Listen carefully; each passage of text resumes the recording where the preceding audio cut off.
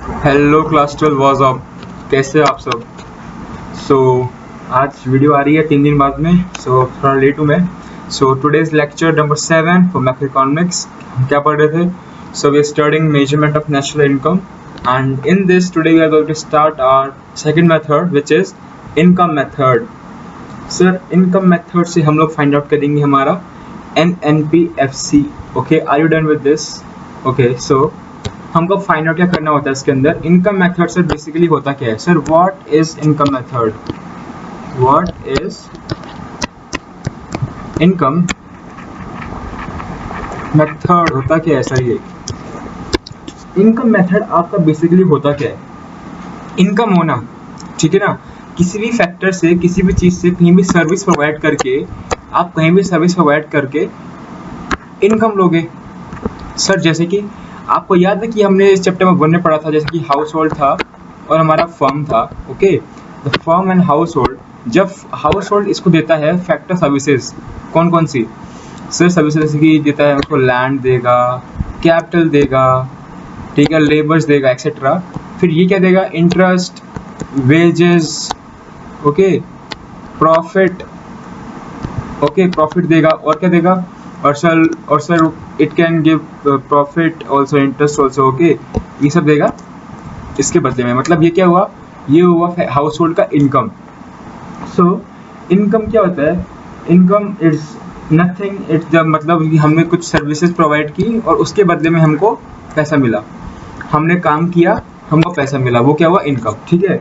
अभी जब हम लोग इनकम मेथड से फाइंड आउट करते हैं हमारा NNPFC, क्या फाइंड आउट करते हैं? NNPFC।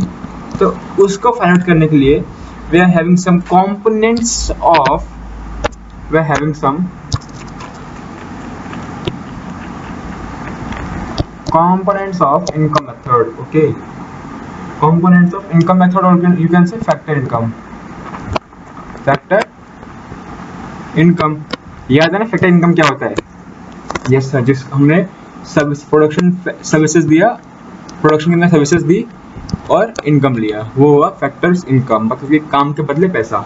ओके, सो हमारा जो यहाँ पे फर्स्ट आता है, जो फर्स्ट कंपोनेंट आता है, क्या होता है? COE, मतलब कम, इसका मतलब वो आपका जो एम्प्लॉयज होते हैं उनको क्या क्या, मतलब उनको कितना अमाउंट पे करते हैं और क्या क्या उनको बेनिफिट्स होते हैं, ठीक है ना। तो ये हमारा होता है कंपनसेशन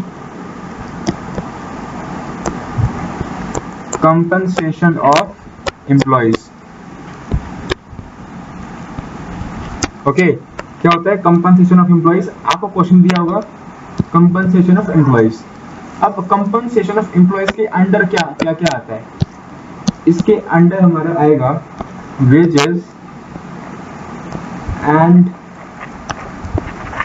सैलरीज इन कैश। क्या? Wages and salaries in cash. इसमें क्या क्या आ जाएगा आपका? लाइक बोनस, ठीक है, लाइक कैश आपको दिया, वेजेस दिया, सैलरीज दिया, ठीक है, ये सब क्या आ गया इसके अंदर? अलाउंस दिया, ठीक है ना, कमीशन दिया, ये सब आपका आ गया वेजेस एंड सैलरीज के अंदर, मतलब ये आपको कैश में मिलता है, ठीक है। अब जब बात करेंगे हम लोग सेकंड, ये समझ में आ गया आपको? कैश में एक तो सैलरी मिलती है एम्प्लॉय को, ठीक है ना, और क्या बेनिफिट मिलता है एम्प्लॉय को अलग से? सर ही गेट, एक तो फर्स्ट हो गया wages and salaries and the second is wages in kind. He get wages in kind. Okay, are you getting? So in wages in kind, so what is wages in kind means? So wages in kind मतलब क्या होता है इसका? It means like say आपको उसने, company ने आपको education के लिए पैसा दिया अपने बच्चों के लिए, ठीक है, स्टडी के लिए, हॉस्पिटैलिटी दिया, ठीक है, और सब कार दे दिया, हाउस दे दिया, फ्लैट दे दिया, ठीक है। इस टाइप की चीजें जो कैश नहीं है लेकिन आपको फैसिलिटीज प्रोवाइड करती हैं, वो होती है wages and salaries in kind, ठीक है। अभी थर्ड जो आता है वो होता है हमारा एम्प्लॉयज कंट्रीब्यूशन। क्या? Employees contribution in social scheme, ठीक है। अगर आपको क्वेश्चन में दिया हुआ एम्प्लॉयज, क्या? एम्प्लॉयज, सो आपको उसको नहीं देखना है बिकॉज वो एम्प्लॉयज है, आपको यहाँ पे देखना है एम्प्लॉयर्स। क्वेश्चन में अगर एम्प्लॉयर्स दिया होगा, लेकिन जैसे कि हमने देखा था ना लास्ट टाइम जो क्वेश्चन दिए थे कैसे, उसमें अगर एम्प्लॉयर्स होगा YERS ना कि YEES, तो आपको इसको नहीं लेना है, इसको लेना है, ठीक है। सो इसमें क्या होता है, आपको मिलती सिक्योरिटी कि आपकी जॉब सिक्योर्ड है, ठीक है। ये हो गए 3 चीजें, वेलफेयर फंड वगैरह, आपका जो प्रोविडेंट फंड होता है, ये सब क्या होगा, एम्प्लॉयर्स कंट्रीब्यूशन, ठीक है। अभी हमारा आता है सेकंड कंपोनेंट। ये कंपोनेंट आपको आई होप क्लियर होगा, कुछ ज्यादा हार्ड नहीं है इसके अंदर, क्योंकि आपको समझ गए होंगे, बहुत ही ईजी था, इम्प्लॉयर्स को क्या क्या बेनिफिट मिलता है, ठीक है। सो अभी हमारा आता है number second component which is, क्या, जल्दी बताओ, सोचिए बताओ क्या सोचते हैं और कहाँ से इनकम आ सकती है। एक तो हो गया contribution, sorry compensation of employees. Second क्या हो सकता है, जल्दी बताओ, सोचो। Rent and royalty. Sir what is rent? Rent मतलब it is a part of national income, बताइए। Sir rent part of national income होता है, क्यों? हाँ, अगर हमारे पास कोई घर है खाली और कोई आया, ठीक है, कोई टेनेंट आके बोलता है हमको घर चाहिए रहने के लिए, तो वो रह सकता है घर में, इसमें क्या बात है। लेकिन जो उसमें पैसा देगा हमको, वो हमको जो हमारी इनकम होगी, ठीक है ना, वो इंक्लूड होगी नेशनल इनकम के अंदर, ठीक है। और जो लास्ट वाला, ये जो जितने मैं फैक्टर बता रहा हूँ, वो सारे कंपोनेंट्स इंक्लूड होंगे नेशनल इनकम के अंदर, ठीक है। रेंट तो हो गया, किसी को कुछ दिया और उसके बदले हमको रेंट मिल रहा है, ठीक है।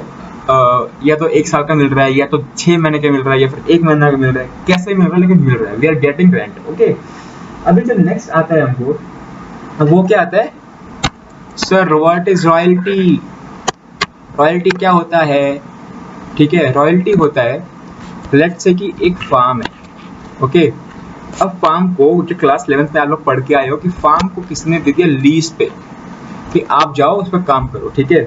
अब जो पैसा होगा वो हम लोग बांट लेंगे, या फिर आप उनको थोड़ा दे देना पैसा, ठीक है, आधा देना या 40% जितना भी, तो वो जो आपका इनकम हुआ वो आपका हुआ रॉयल्टी, ठीक है ना। मतलब income receive for granting lease right, ठीक है, लैंड दे दिया, कोई घर दे दिया शूटिंग के लिए, ऐसे ये सब क्या हुआ, रॉयल्टी हो गया, ठीक है।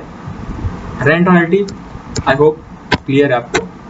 अभी जो हमारा नेक्स्ट आएगा, सर क्या, नेक्स्ट इज इंटरेस्ट। इंटरेस्ट क्या होता है पता है?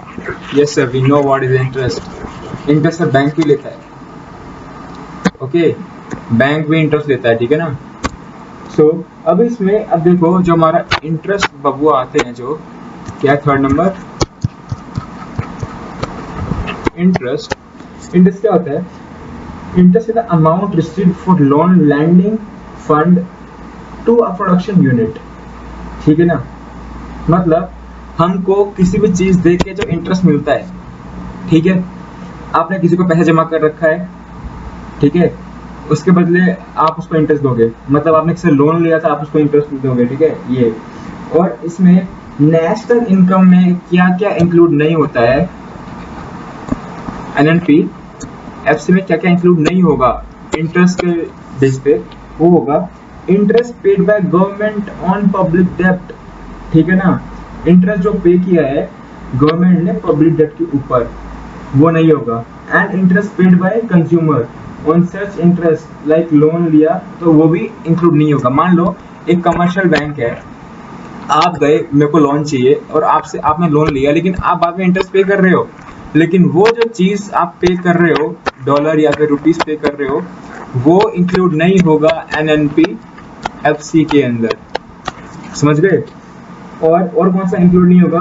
लाइक से एक फर्म है, एक फर्म दूसरे फर्म को इंटरेस्ट में पे नहीं कर सकता, अगर पे कर रहा है, ठीक है, तो वो भी इंक्लूड नहीं होगा, ठीक है ना। अब देखो, अभी हम आते हैं, हमारा नेक्स्ट जो है वो है हमारा क्या है, सोचो सर, इट इज प्रॉफिट। हमको प्रॉफिट कहाँ से होता है? प्रॉफिट तो फर्म से ही होगा ना बेसिकली। सो अभी हम लोग देख रहे थे कि जो हमारा प्रॉफिट था, प्रॉफिट क्या होता है? प्रॉफिट मतलब किसी भी चीज से अर्निंग होना, ठीक है, किसी भी चीज से मतलब इंटरप्राइज से, कोई फर्म से, कोई कंपनी से, ठीक है, कोई फैक्ट्री से इनकम होना। सो ये आपका हुआ इनकम, ठीक है। अभी प्रॉफिट के अंदर, प्रॉफिट वो आपका इनकम ही है। अब जो इसमें 3 पार्ट आते हैं, कॉर्पोरेट टैक्स, ठीक है। कॉर्पोरेट टैक्स में क्या हुआ आपका, कॉर्पोरेट टैक्स क्या होता है, let's example you are having a firm, ठीक है, आपकी ये फर्म है विच इज ऑफ 50,000 करोड़ की कंपनी है आपकी। सो अब आपने यहाँ पे इनकम प्रॉफिट जनरेट किया लेट्स से 10 लाख करोड़ का, लेट्स से 10 लाख का, ठीक है, 1000 लाख का, 10,000 लाख का आपने क्या क्या प्रॉफिट मिला आपको, लेट्स से। सो अब आपको 10 लाख 1000 का प्रॉफिट मिला है। सो अब क्या करोगे, अब जो गवर्नमेंट होगी वो कहेगी अरे बाप रे, इसके बाद तो इतना सारा प्रॉफिट आ गया। सो अब वो क्या करेगा, टैक्स दो, आपको इस पर टैक्स देना पड़ेगा। अगर आपका 5000 करोड़ का भी होता तब भी आपको टैक्स देना पड़ता, ठीक है। तो जब हमको प्रॉफिट होता है, जितना हाई प्रॉफिट उतना हाई टैक्स, उसको कहते हैं कॉर्पोरेट टैक्स, जो कि हमको फर्म के प्रॉफिट पे देना पड़ता है। सेकंड आता है हमारा डिविडेंड। अभी आपने देखा, ठीक है ना, कि आपका जो ये था फर्म था, उसमें आपका प्रॉफिट हुआ लेट्स से इतना का हुआ, ठीक है। सो अब जो आपका प्रॉफिट हुआ, अब आपको क्या करना है, इसको बांटना पड़ेगा शेयर होल्डर्स के अंदर, ठीक है। लेट्स से आपका 1 करोड़ का प्रॉफिट हुआ, अब सब कुछ काट पीट किया है, टैक्स आपने डिडक्ट कर दिया, जो आपको लायबिलिटीज थे सब कुछ पे करके, एक्सपेंसेस वगैरह सब पे करके आपका बचा प्रॉफिट, ये बचा 1 करोड़। अब 1 करोड़ जो बचा है आपको बांटना है 10,000 लोग के अंदर। ये सब आपका क्या है, shareholders, these are your shareholders, ठीक है। अब क्या करोगे, डिवाइड कर दो, सबको मिलेगा 1000 रुपीज, ठीक है ना। All share holder will get 1000 rupees, this is called dividend. मतलब जितना पैसा बचा है उनको शेयर होल्डर्स के अंदर डिवाइड करना इज कॉल्ड योर डिविडेंड। और आपका जो नेक्स्ट आता है, अब नेक्स्ट क्या है, इसमें थर्ड पार्ट जो आता है आपका, वो होता है retained earning. Sir what is retained earning, dividend देखा था अभी आपने, डिविडेंड में क्या था, 1 लाख से अभी ले लेते हैं, 1 लाख को आपने लाख से 1000 में 100 में डिवाइड किया तो सबको मिला 1000 रुपीज। लेकिन उससे पहले हमको एक अच्छे आदमी ने सजेस्ट किया कि अगर हमारा जो 1 लाख का प्रॉफिट हुआ है, अगर हम इसमें से रख लेते हैं हमारा 50,000 सेव कर लेते हैं पहले, ताकि हमको अनएक्सपेक्टेड लॉस के लिए हम बेयर कर पाएँ इसको, ठीक है ना, यूज़ कर पाएँ। सो ये क्या हो जाएगा हमारा रिटेन अर्निंग, मतलब ये हमारा रिजर्व है। अब जो बच्चा 50,000 उसको हम लोग बांट देंगे शेयर होल्डर्स के अंदर, सो सब में बटेगा 500 रुपये, और यहाँ पे हमारा रिटर्न अर्निंग हो जाएगा 50,000 रुपये, जो कि हमारा फ्यूचर में काम आएगा, ठीक है। सो ये हुआ हमारा प्रॉफिट। अब हम बात करेंगे एक जो हमारा मेन चीज़ आती है, वो क्या होता है, operating surplus. Sir what do mean by operating surplus? तो बच्चा गैंग देखो यहाँ पे नीचे, ऑपरेटिंग सरप्लस इज, हमने पढ़ा था रेंट, हमने पढ़ा था रॉयल्टी, हमने पढ़ा था इंटरेस्ट, हमने पढ़ा था प्रॉफिट। इन सब का एडिशन, इन सब का सम इज कॉल्ड ऑपरेटिंग सरप्लस, ठीक है ना। आपको क्वेश्चन में ये 4 चीजें अगर दी होंगी, ठीक है ना, तो आप इसे निकालोगे आपका ऑपरेटिंग सरप्लस, अगर पूछा होगा तो। अगर आपको बोला है इनकम मेथड, आपको इनकम मेथड से क्वेश्चन सॉल्व करना है, अगर आपको ये सारी चीज दी है, रेंट, रॉयल्टी, इंटरेस्ट, प्रॉफिट, और ये भी दिया है, आपको इसको करना है इग्नोर, मत देखना उनके पास में। अगर आपको आपके पास ऑपरेटिंग सरप्लस है, सो इन सबको करना इग्नोर, इग्नोर, इग्नोर, इग्नोर, इसको ले लो, ठीक है, बस आपका क्वेश्चन सॉल्व, ठीक है। अभी आपकी जो 3 चीजें हैं, योर दिस 3 थिंग्स, वो क्या है, ये सब आती हैं आपके किसके अंडर में, प्रॉपर्टी के अंदर आती हैं, ठीक है ना। ये आपका इनकम फ्रॉम प्रॉपर्टी है, और ये आपका है इनकम फ्रॉम एंटरप्राइज, एंटरप्रेन्योरशिप, ठीक है ना। तीनों चारों चीज अलग अलग नहीं है, 3 चीज सेपरेट है, ये एक चीज सेपरेट है, लेकिन आता एक ही चीज के अंदर, वो है ऑपरेटिंग सरप्लस, ठीक है। अभी हमारा लास्ट जो है वो है मिक्स्ड इनकम, अभी हमने सब सारी इनकम देखी, सीओई देखा, कंपनसेशन ऑफ एम्प्लॉइज देखा, इंटरेस्ट देखा, रेंट एंड रॉयल्टी देखा, और क्या देखा हमने देखा था प्रॉफिट, क्या देखा प्रॉफिट, ये सब चीजें हमने देख ली। लेकिन जो हमारे छोटे छोटे शॉपकीपर्स हैं, बार्बर्स हैं, स्मॉल एंटरप्रेन्योर्स प्राइस हैं, फार्मर्स हैं, और सर बार्बर्स, रिटेल शॉप, ठीक है, ये सब जो हैं स्मॉल बिजनेसमैन, इनका क्या होगा, इनका क्या करें? इनका जो इनकम है वो कैलकुलेट होता है हमारा मिक्स्ड इनकम के अंदर सारा, ठीक है ना सर। छोटे मोटे जो इनका जो है सेल्फ एम्प्लॉयड जो होते हैं, इन सब का आएगा मिक्स्ड इनकम के अंदर। अभी देखो हमारे कंपोनेंट्स कंप्लीट हो गए। अभी देखो जब आप लोग ये जो हमारा, देखो ये आपको मेन चीज बताने जा रहा हूँ, COE compensation of employees plus क्या करोगे सर, रेंट रॉयल्टी, ठीक है, प्लस इंटरेस्ट प्लस प्रॉफिट। अगर मान लो प्रॉफिट आपको दिया नहीं है क्वेश्चन में, तो आप क्या देखना, डिविडेंड गिवन है कि नहीं, ठीक है ना, या फिर कॉर्पोरेट टैक्स गिवन है कि नहीं, फिर रिटेन्ड अर्निंग गिवन है कि नहीं। अगर ये तीन चीज हैं, ठीक है, और अगर प्रॉफिट दिया हुआ है तो प्रॉफिट ले लो, अगर प्रॉफिट नहीं दिया हुआ है तो ये तीन चीज में से अगर जो भी दिया हुआ है सबको ले लो, ठीक है। अभी देखो प्रॉफिट लिया, सब लिया, और क्या लिया, प्लस मिक्स्ड इनकम। इन सब को जब हम लोग ऐड करते हैं, when we add all this components of income, so we get, क्या मिलता है हमको, NDPFC, net domestic product at factor cost, ठीक है ना, ये हमको मिलता है किससे, इनकम मेथड से। ओके सर, फिर बाद में निकालना क्या है आपको, अगर क्वेश्चन बोला था you have to find out NNPFC, हाँ किससे जाना था हमको, NDPFC से। डिफरेंस क्या है, NN सेम है, FC सेम है, D और N का डिफरेंस है। तो ये क्या था हमारा, D और N का डिफरेंस क्या हो जाएगा, हमको क्या जाना है, D से N पे जाना है, तो हमारा हो जाएगा प्लस, इसमें हम प्लस कर देंगे NFIA, सो हमको we will get are NNPFC, मतलब नेशनल इनकम निकल जाएगा, ठीक है। ओके सर, सर कुछ एग्जांपल हो जाए, हाँ हो जाए, चलो अभी हम लोग करेंगे इसके कुछ एग्जांपल्स, ठीक है ना। अभी हम लोग करेंगे एग्जांपल। सो आपको दिया हुआ है यहाँ पे, लेट्स से फर्स्ट दिया है आपको, ले लेते हैं रेंट दिया है, सेकंड दिया है रॉयल्टी, थर्ड दिया है आपको इंटरेस्ट, फोर्थ दिया है आपको COE, फिफ्थ दिया है आपको प्रॉफिट, सिक्स दिया है आपको मिक्स्ड इनकम, ठीक है ना।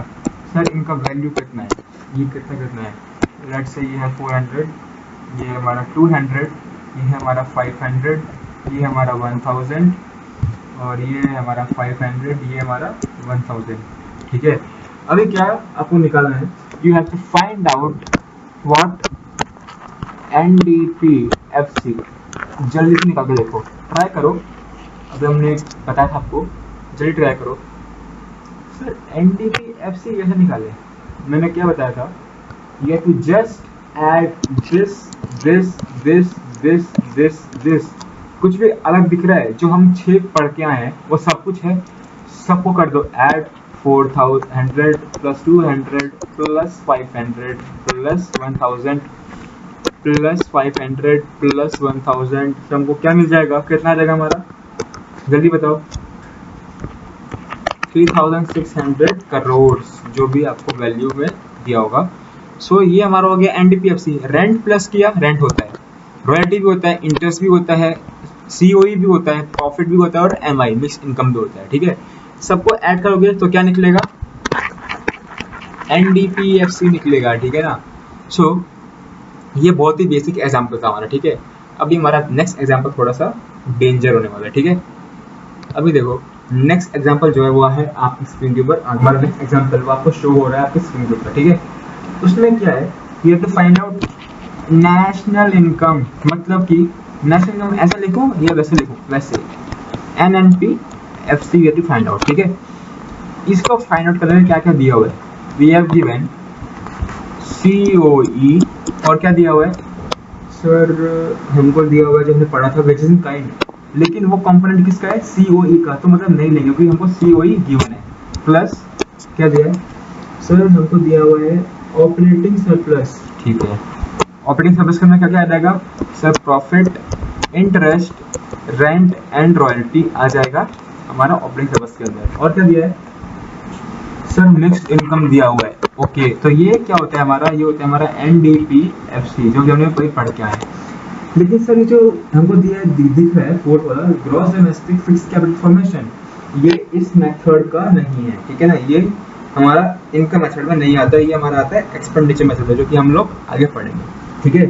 सर नेट एक्सपोर्ट कुछ काम का नहीं है, NFIA देखेंगे और इनडायरेक्ट टैक्स भी काम आ सकता है।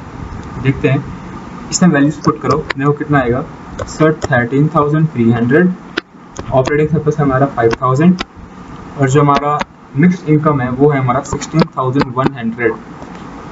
ओके सर, तो सर ये हमारा आएगा 3,400 और 400, 34,400, ठीक है। ये हमारा क्या आया NDPFC। Now we are having NDPFC, अब हमको we have to go to NNPFC, सब कुछ सेम है, बस N और D का डिफरेंस है। जब हम लोग जाते हैं N से D पे या फिर D से N पे जाना है तो हमारा क्या हो जाएगा प्लस NFIA। सर NFIA की वैल्यू कितना जल्दी बताओ, NFIA का वैल्यू है 300, सर्च कर दो यहाँ पे 300 प्लस हमारा आ गया 34,700, हमारा क्या है, ये हमारा आंसर, ये रहा हमारा आंसर, ठीक है। सो अभी आपको जो बेसिक क्वेश्चन मैंने कराए हैं अभी उसके बेस पे मैं आपको 3-4 क्वेश्चन डालूंगा अपने इंस्टाग्राम आईडी पे, जो कि आप सबको पता है, जो न्यू है उनको नहीं पता होगा। So here is my Instagram ID, capital B, ठीक है ना, इकोनॉमिक्स, ये मेरा इंस्टाग्राम आईडी है। यहाँ पे आपको सारे नोट्स, ठीक है, एग्जाम्पल क्वेश्चन जो भी होता है सब कुछ मिलेगा, ठीक है।